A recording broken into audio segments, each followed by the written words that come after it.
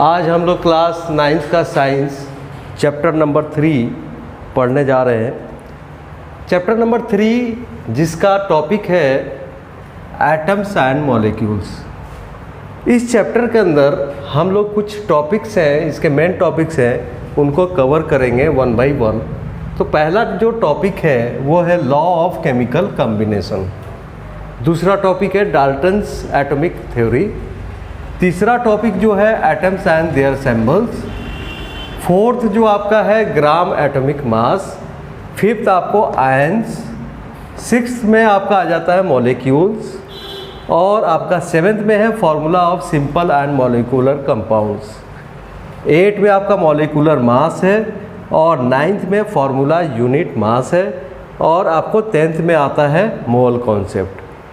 तो ये चैप्टर हमारे लिए काफ़ी इम्पोर्टेंट चैप्टर है साइंस के लिए, और जितने भी साइंस के स्टूडेंट्स हैं उनको ये चैप्टर बहुत अच्छे से पढ़ लेना चाहिए, ताकि ये जब आगे की तरफ जाएंगे यानी कि बड़े क्लासेस में जाएंगे तो ये चैप्टर वहाँ पे बहुत सपोर्ट करने वाला है।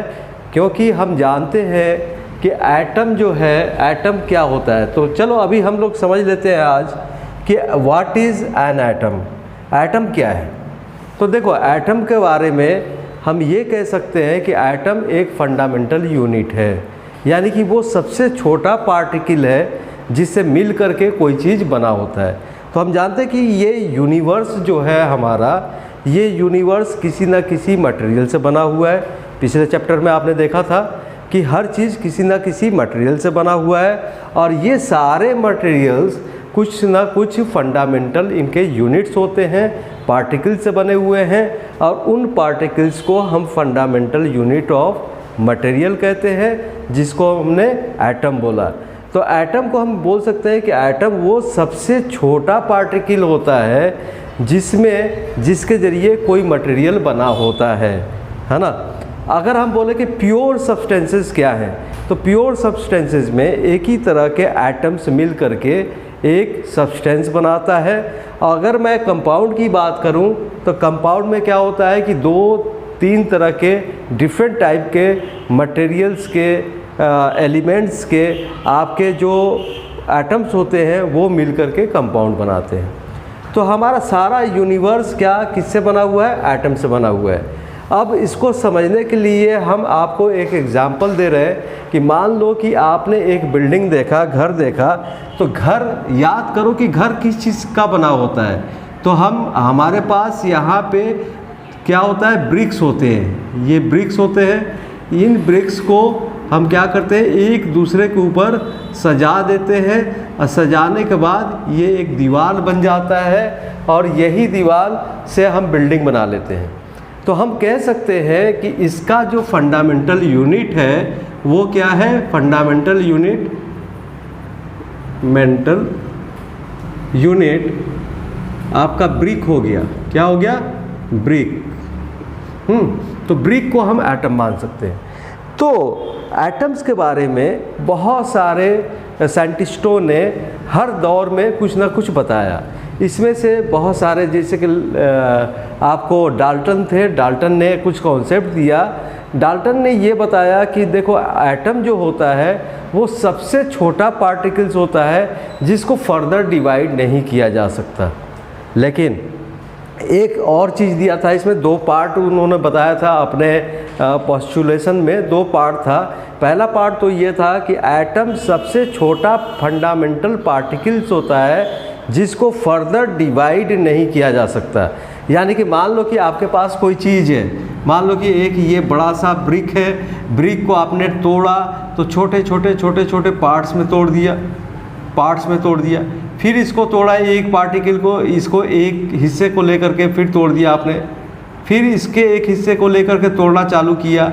एक ऐसी स्थिति आएगी कि इसको फर्दर यहाँ पे हम डिवाइड नहीं कर सकते हैं। तो इसी को डाल्टन ने क्या बोला? एटम बोला। दूसरा पार्ट इन्होंने ये बोला था कि ये जो पार्टिकल होता है, ये पार्टिकल का जो प्रॉपर्टी है इस मटेरियल के प्रॉपर्टी जैसा होता है, सेम उसी तरह का प्रॉपर्टी होता है।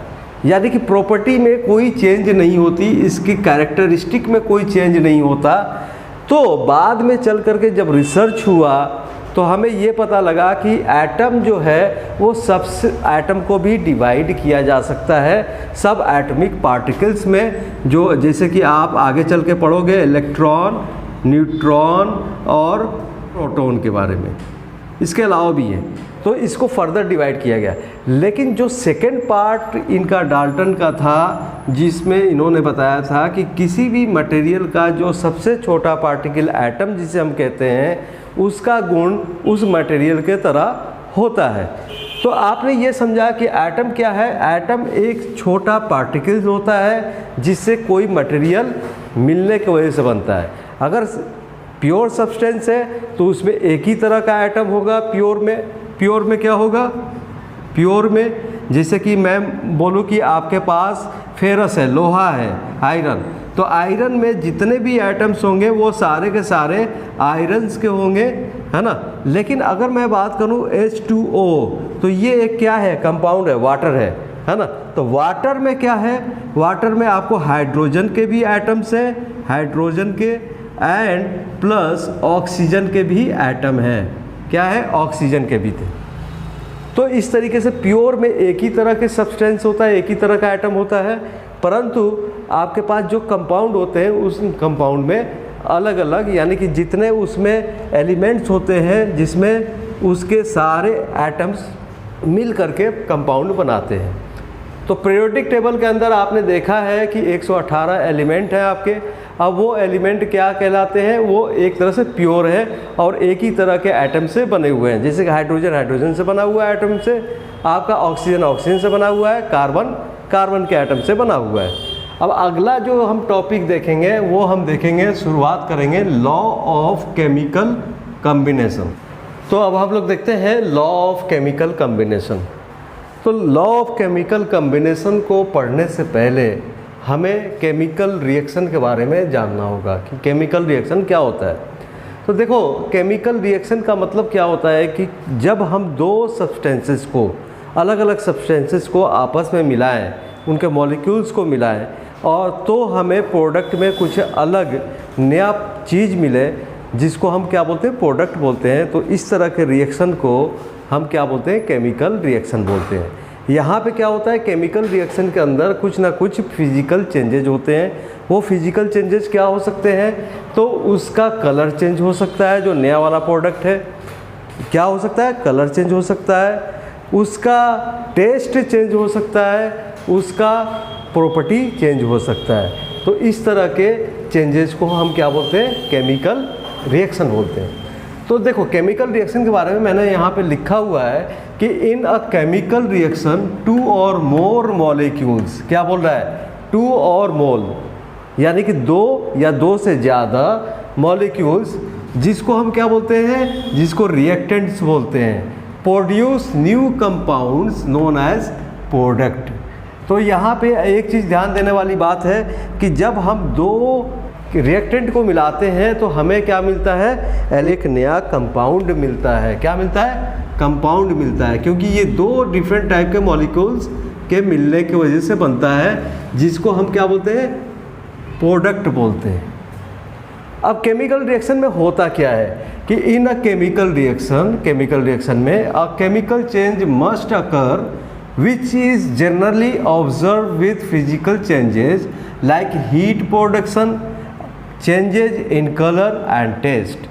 तो जब भी हम केमिकल रिएक्शन करवाते हैं तो उसके अंदर कोई ना कोई फिजिकल चेंजेज होना ज़रूरी है, फिजिकल चेंज होता है। तो वो फिजिकल चेंज क्या हो सकता है? तो वो हो सकता है कि उसके अंदर से हीट निकले।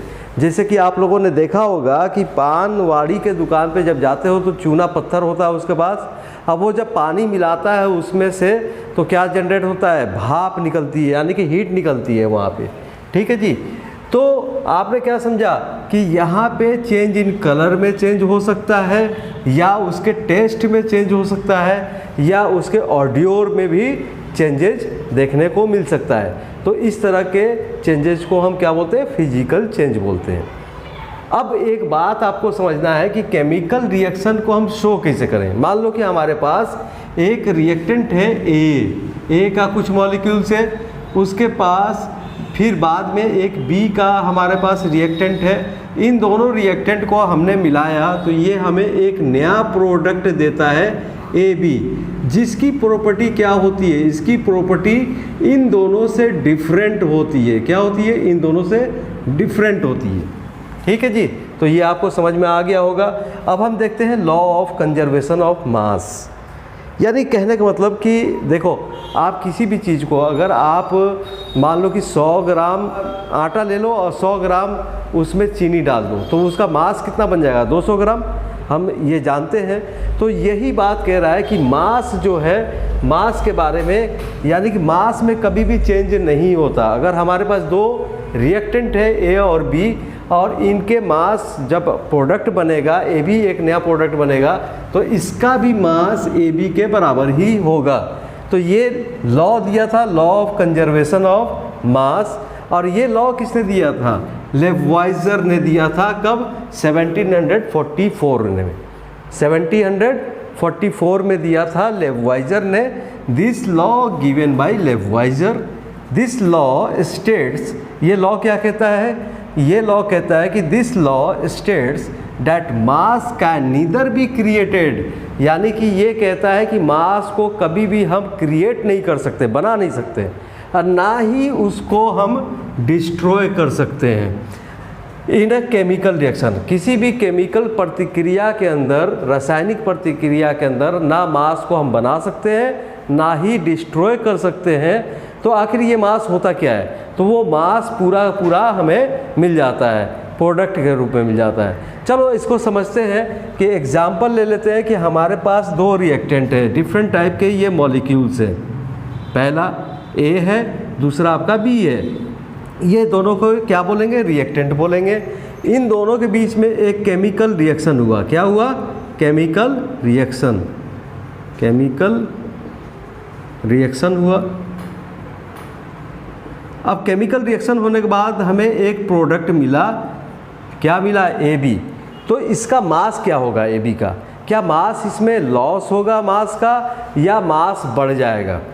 तो देखो, मास यहाँ पे ना लॉस होगा ना ही मास बढ़ेगा। वो मास क्या हो जाएगा? इस रिएक्टेंट का जो मास है ए का और बी का मास है, ये दोनों मास क्या हुआ? ऐड हो गया यहाँ पे। तो ए बी जो प्रोडक्ट मिलेगा, मान लिया कि ये 100 ग्राम था और ये कितना था? ये भी 100 ग्राम था। तो दोनों का मास क्या हुआ? ऐड हो गया। ऐड होने के बाद यहाँ पे क्या मिलेगा? 200 ग्राम, है ना? तो ये लॉ इसके बारे में कहता है। अब इसको हम समझ लेते हैं कि मान लो, इसको हम इक्वेशन बना के देख लेते हैं। चलो इसको मिटा देते हैं नीचे वाला, ताकि आपको अच्छे से समझ में आ जाए। चलो ऊपर वाला मिटाते हैं, ये वाला पार्ट, कि आपको अच्छे से समझ में आ जाए। कि मान लो हमारे पास दो रिएक्टेंट है, रिएक्टेंट ए, रिएक्टेंट ए है, और रिएक्टेंट दूसरा रिएक्टेंट है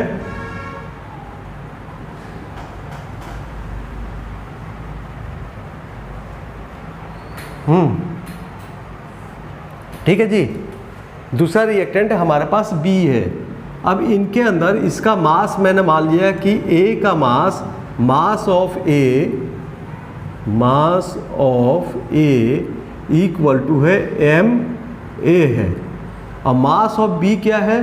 mass of B equal to M B है। तो हमें क्या मिलेगा? जब इन दोनों का रिएक्शन हमने करवाया तो ये आपको मिलता है ए बी मिलता है। तो इन दोनों का मास, ए बी का मास क्या हो जाएगा? Mass of M A plus mass of M B equal to mass of, यानी कि एम ए बी आपको मिलेगा। तो इस तरीके से मास में कोई चेंज नहीं हुआ। मास क्या है? दोनों तरफ बराबर होगा, यानी कि लेफ्ट हैंड साइड और राइट हैंड साइड में दोनों तरफ आपका बराबर होगा। इसी के बारे में लेववाइजर ने बताया था। अब सेकेंड लॉ जो है उसके बारे में हम लोग कल पढ़ेंगे। Okay, thank you.